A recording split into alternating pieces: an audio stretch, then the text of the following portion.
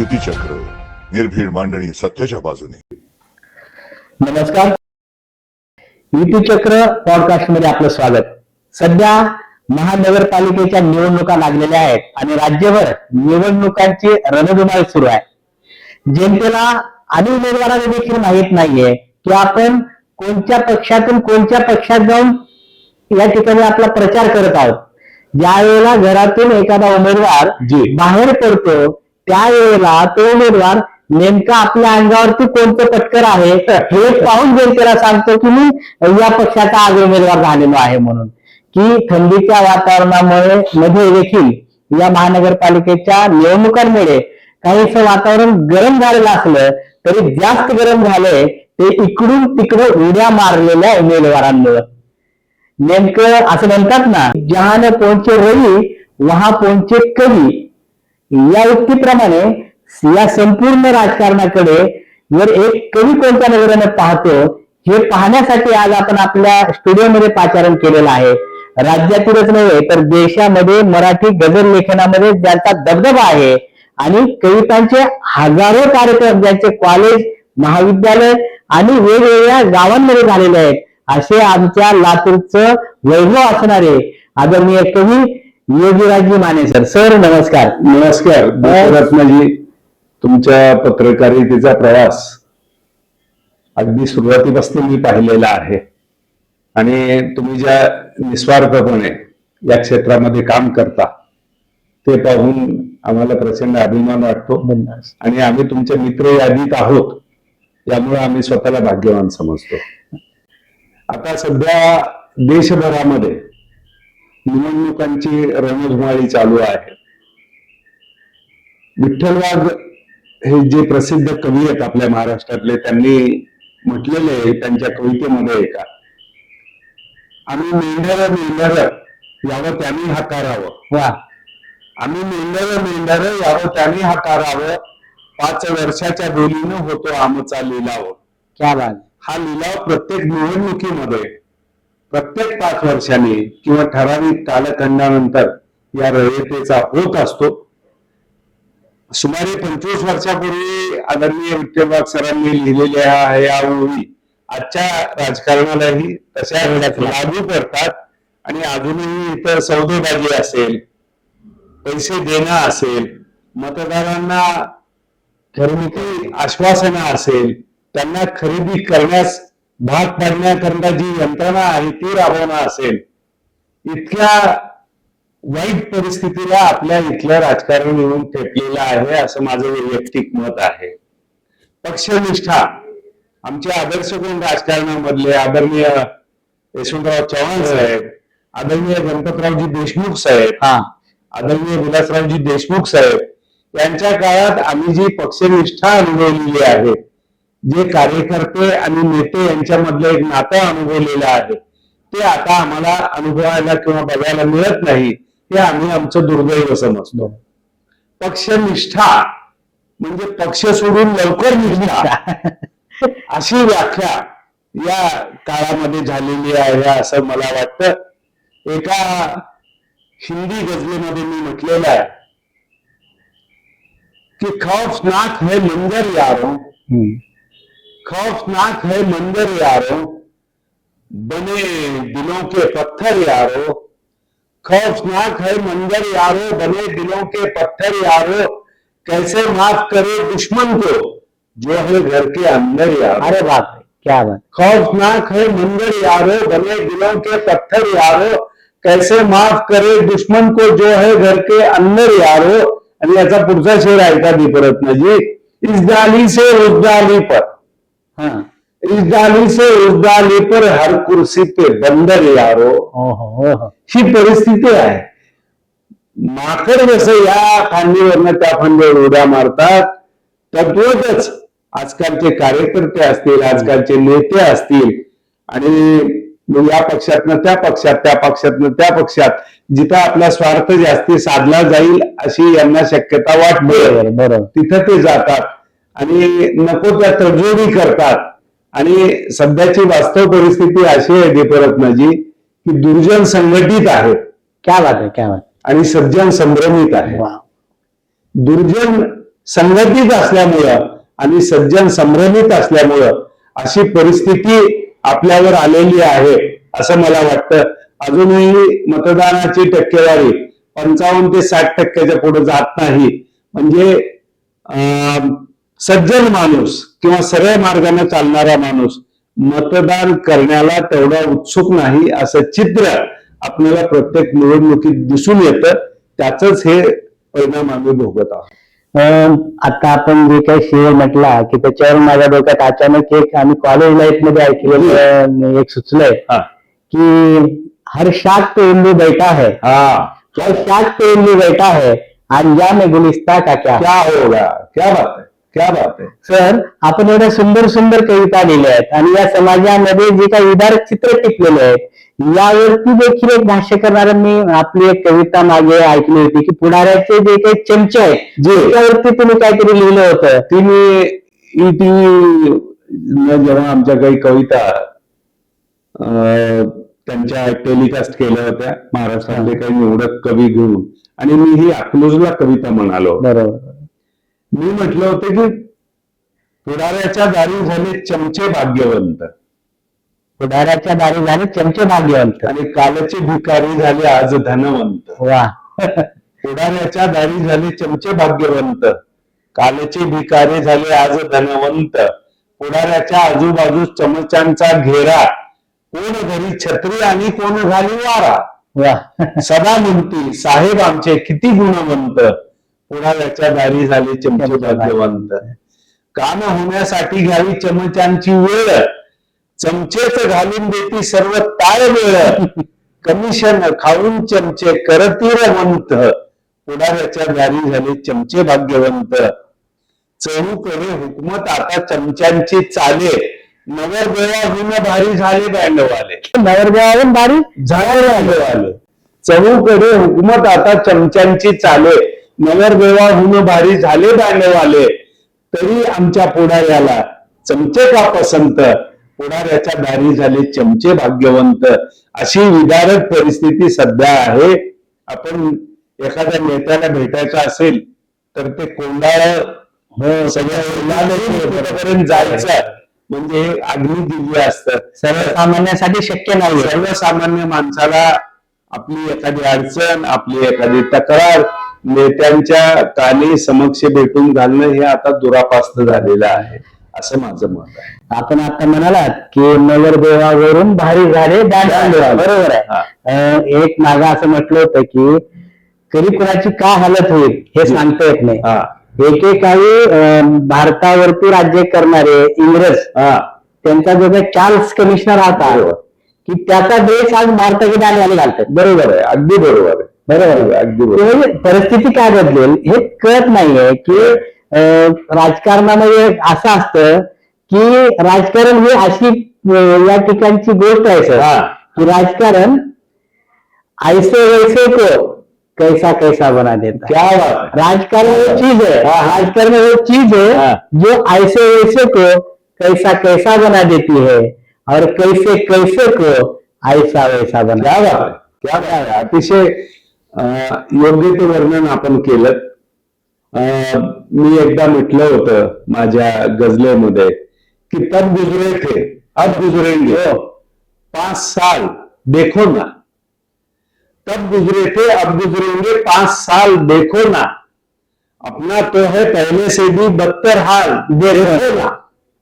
तब गुजरे थे अब गुजरेंगे 5 साल देखो ना, अपना तो है पहले से भी बदतर हाल देखो ना. सपनों का बाजार दिखाया देखा हम भी बहक गए. प्रत्येक वेळी आम्हाला आश्वासनं दिली जातात, प्रत्येक वेळी आमची परिस्थिती सुधारेल असं गाजर आम्हाला दाखवलं जातं. प्रत्येक वेळी विकासाचे नकाशे आमच्या समोर, ब्लूप्रिंट आमच्या समोर मांडल्या जातात. पण त्याची अंमलबजावणी किती टक्के होते हे तुम्हाला मी सांगण्याची गरज नाही. तर तब गुजरे थे अब गुजरेंगे 5 साल देखो ना, अपना तो है पहले से भी बदतर हाल देखो ना.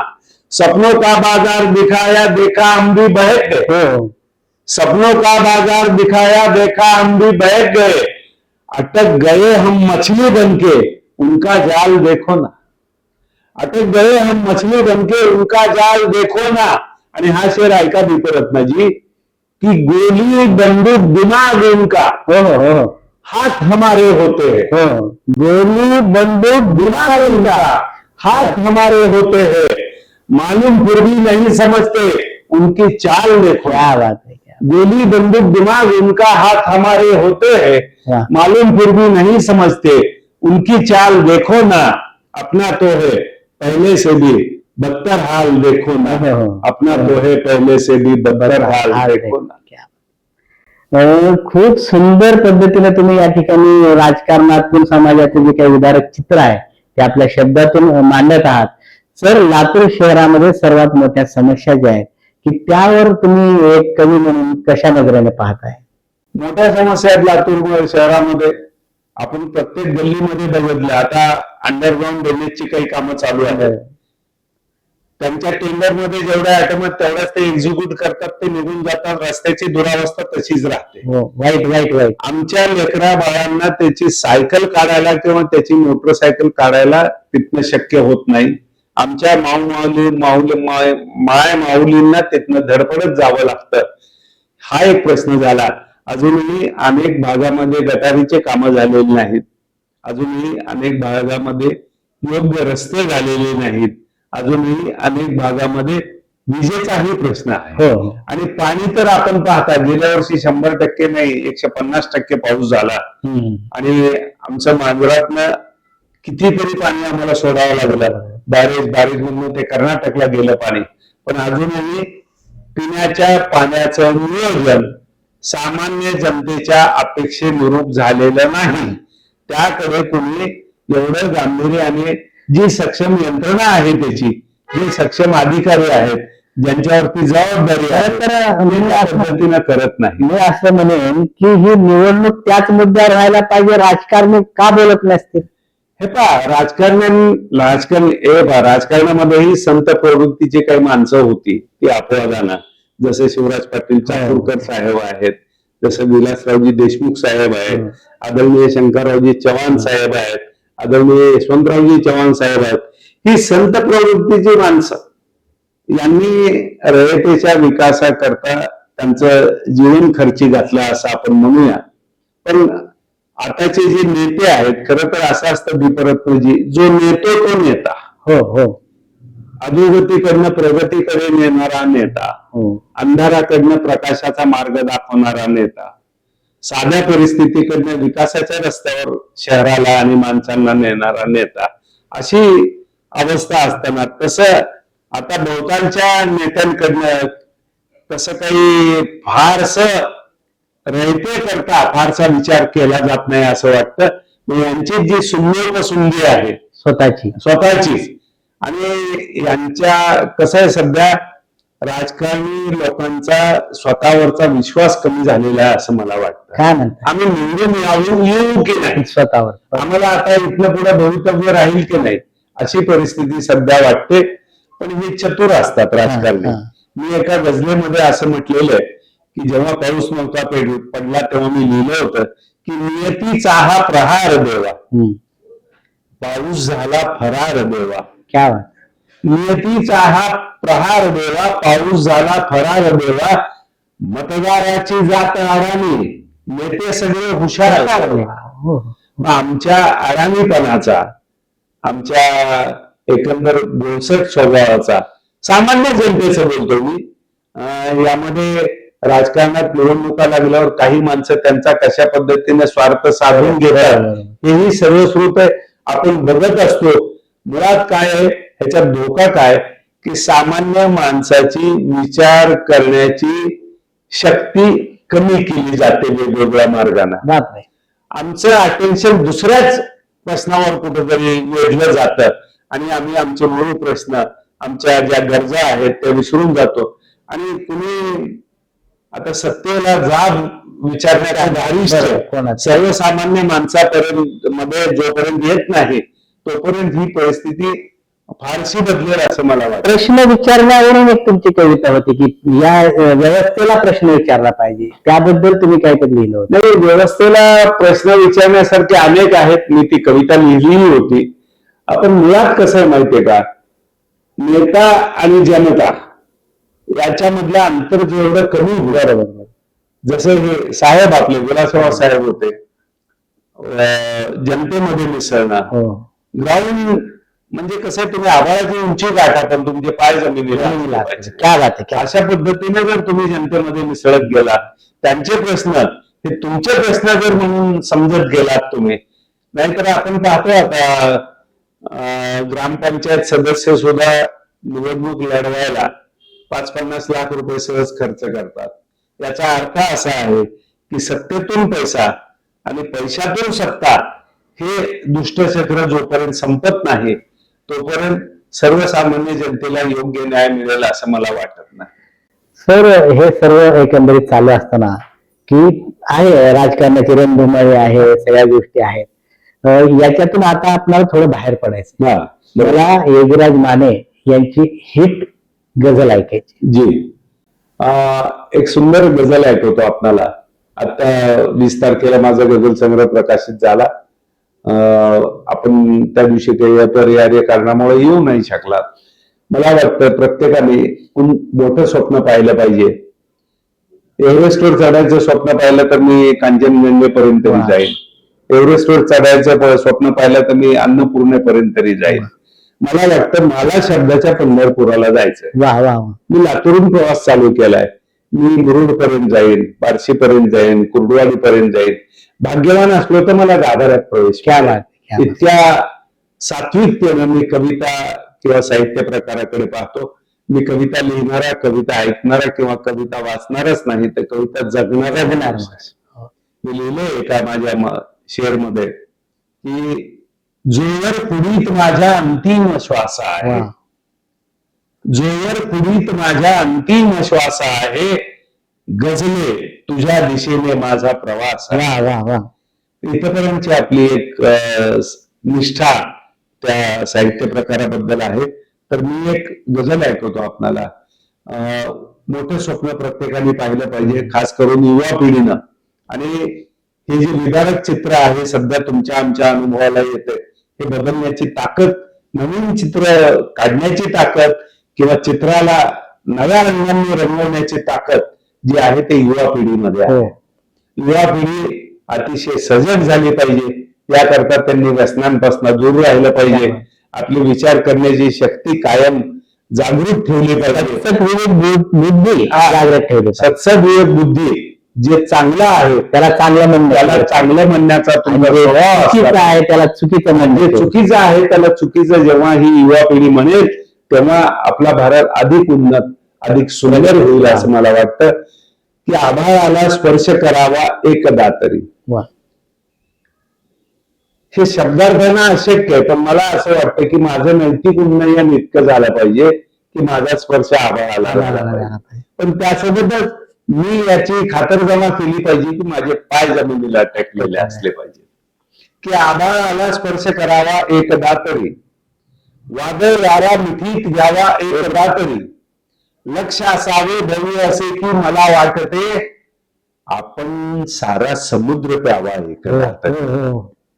लक्ष असावे भव्य असे की मला वाटते आपण सारा समुद्र प्यावा एकदा तरी, सर्वदूर पाऊस पडल्याची वार्ता घेऊन मोर अंगणी नाचत यावा एकदा तरी.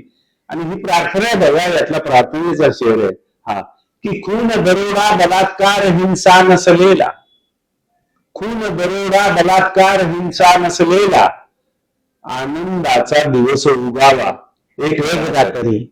की खून दरोडा बलात्कार हिंसा नसलेला, आनंदाचा दिवस उगावा एकदा तरी, नकली चेहऱ्यांची गर्दी आजूबाजूला, खराखुरा माणूस भेटावा एकदा तरी. नकली चेहऱ्यांची गर्दी आजूबाजूला, खराखुरा माणूस भेटावा एकदा तरी. आणि मळा भक्तीचा असा फुलू दे हृदयामध्ये, मळा भक्तीचा असा फुलू दे हृदयामध्ये, तुला भेटण्या विठ्ठल यावा एकदा तरी, आभाळाला स्पर्श करावा एकदा तरी, वादळ वारा मिठीत घ्यावा एकदा तरी. सज्जन माणूस जोवर जागृत होणार नाही, जागरूक होणार नाही, आपल्या हक्काबद्दल जेव्हा तो लढण्याला सज्ज होईल, आपल्या घरातनं बाहेर पडेल, आपल्या घराची आणि आपली मनाची दारे जेव्हा दुसऱ्यांकरता उघडी केली तेव्हा हे चित्र बदलेल आणि आपला देश अधिक उन्नत आपल्या देशाचा माता होईल असं मला वाटतं. क्या बात आहे, क्या बात आहे. तुमची आभाराची कविता ऐकून मला माझ्या कॉलेजच्या दिवसातील एक शेर आठवला. जी कौन कहता है आसमान में छेद नहीं होता. वाह वाह वाह. कौन कहता है आसमान में छेद नहीं होता, एक पत्थर तो कभी यार. क्या बात. आणि तुम्ही जे शब्दाची या ठिकाणी मैफिल फुलवलंय आणि ज्या पद्धतीने तरुणांना आव्हान केलंय, आपलं आव्हान तरुण जरूर मनावर घेतील आणि रस्त्यावरती उतरून या ठिकाणी जे चुकीचे उमेदवार आहेत त्या चुकीच्या उमेदवारांना त्यांची जागा दाखवून देतील अशी अपेक्षा आपण या ठिकाणी व्यक्त करू. बरोबर. आपण आमच्या स्टुडिओमध्ये आलात आणि आपल्या ज्या काही शब्दरूपी भावना या ठिकाणी व्यक्त केल्यात त्याबद्दल युतीचक्र पॉडकास्टच्या वतीने आपले हार्दिक आभार. धन्यवाद. नमस्कार. नमस्कार. युतीचक्र निर्भीड मांडणी सत्याच्या बाजूने.